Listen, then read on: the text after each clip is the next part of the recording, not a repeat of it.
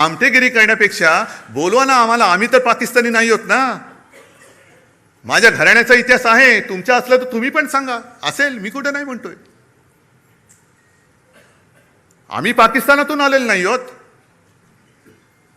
आम्ही सुद्धा देशप्रेमी आहोत, तुमच्या एवढेच किंवा तुमच्यापेक्षा जास्त, काकणभर जास्त आम्ही देशप्रेमी आहोत. आणि आज जे आपल्याला विरोध करतायत हे तेच आहेत ज्यांनी शिवसेना प्रमुखांना विरोध केला, पण तेव्हा शिवसेना प्रमुखांची गरज होती त्यांना. माझ्या आजोबांना विरोध करणारे हे गोमूत्रधारी जे होते त्या प्रवृत्त्या परत बोकाळलेल्या आहेत. हो, मी त्यांना गोमूत्रधारीच म्हणतो. हे हिंदुत्व नाहीये, हे भोंदुत्व आहे. आमचं हिंदुत्व हे शेंडी जाणवाचं नाहीये, आमचं हिंदुत्व हे राष्ट्रीयत्व आहे. आमचं हिंदुत्व हे राष्ट्रीयत्व आहे. आणि हिंदूंमध्ये, आणि आज मला खरंच एका गोष्टीचा अभिमान वाटला की येताना परत आपले ते सगळे तेजस्वी भगवे झेंडे मला दिसले. कारण मी मागेच सांगितलंय, मशाल वेगळी ठेवा आणि भगवा वेगळा ठेवा. छत्रपतींचा भगवा होय, वारकऱ्यांचा भगवा, हिंदूंचा भगवा, महाराष्ट्र धर्माचा भगवा, त्याच्यावरती दुसरं कोणतेही चित्र नकोय. आणि जो भगव्यामध्ये भेद करतो तो अस्सल हिंदू असूच शकत नाही. त्याच्या रक्तामध्ये ही गद्दारांची, बेईमानीची, अवलादीचं, भेसळीचं रक्त आहे. भेसळयुक्त रक्त हे भगवा हातात घेऊ शकत नाही, घेता कामा नये. आज शिवसेना 60 वर्षाची झाल्यानंतर पुढे काय करणार? ज्या पद्धतीने आजच्या देशाचं राजकारण चालू आहे हे बघितल्यानंतर जनतेचा लोकशाहीवरचा विश्वास आता उडत चाललेला आहे. म्हणजे आज 2 कवींनी त्यांच्या कविता सादर केल्या. इंस्टाग्रामवरती आज मी एक कार्टून पाहिलं, ते पण सांगणार आहे. आणि एका कवीची एक कविता ती पण आत्ता मला आठवली. आपण काय म्हणतो, मशालीसमोरचं बटन दाबा आम्हाला मत मिळेल. काँग्रेस काय म्हणतं, हातासमोरचं बटन दाबा आम्हाला मत मिळेल. पवारसाहेब म्हणतात तुतारीचं बटन दाबा आम्हाला मत मिळेल. भाजप म्हणतात तुम्ही कोणाचंही बटन दाबा, तो माणूस आमच्याचकडे येणार आहे. मग निवडणुकीचा खर्च करता कशाला? आणि आता हे जे दिवस चाललेले आहेत ते बघितल्यानंतर डॉक्टर लोक आता प्रश्नचिन्हांकित झाले, तर आपण नेमकं करतो काय? कारण जे कार्टून मी म्हणत होतो ते सोशल मीडियावरती आज आले. एका सोने चोराला पोलिसांनी पकडले आणि तो चोर त्यांना सांगतो, हो साहेब चोरी म्हणू नका, ऑपरेशन गोल्ड म्हणा.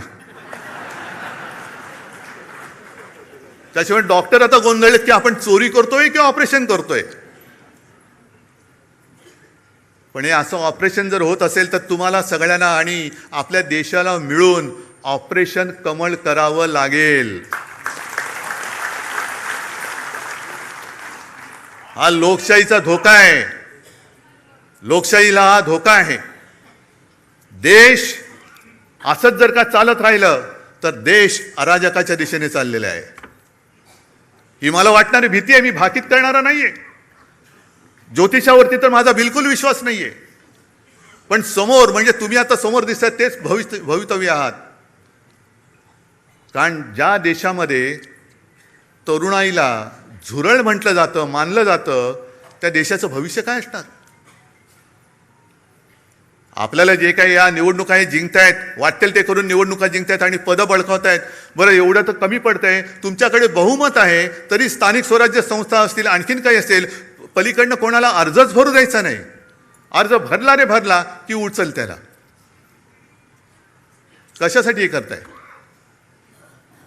एवढं सगळं मिळून तुम्ही जाणार आहात कुठे? काय करणार आहात देशाचं?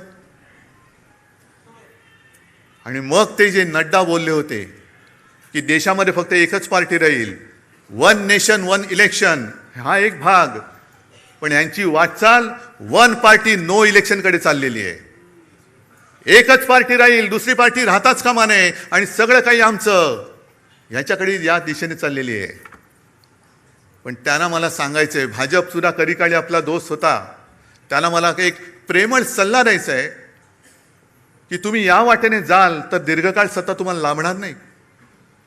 आणि ज्यांना आपण आपल्या देशाचं भाग्यविधाते समजतो त्या तरुण मुलांना जर का तुम्ही झुरळ समजत असाल तर एक लक्षात घ्या, आपलं स्वातंत्र्य हे निवडणुका जिंकून मिळालेलं नाही, त्या वयातल्या मुलांनी क्रांती केली म्हणून आपल्याला स्वातंत्र्य मिळालेलं आहे. ती मुलं जर का पेटली तर हे तुमचं सरकार सुद्धा राहणार नाही.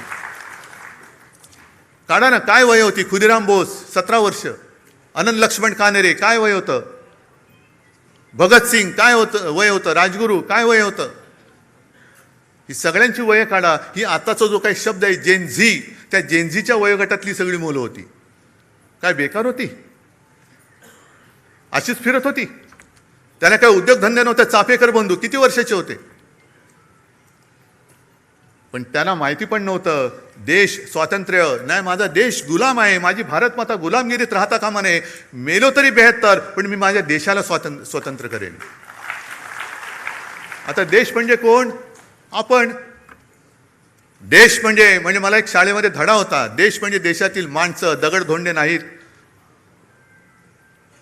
आपण सगळे आहोत, पण आपलेच जर का दगडधोंडे झाले तर मग हे स्वातंत्र्य उपभोगणार आहे कोण? कोण उपभोगणार आहे? बरं चला, एक असा विचार करून चालतो की याच्या पुढे शिवसेना निवडणूकच लढवणार नाही. काय करणार आहेत बोला? काय करतील? बरं तुमच्यापैकी किती राहतील माझ्यासोबत? बघा, एकही तिकीट मिळणार नाही.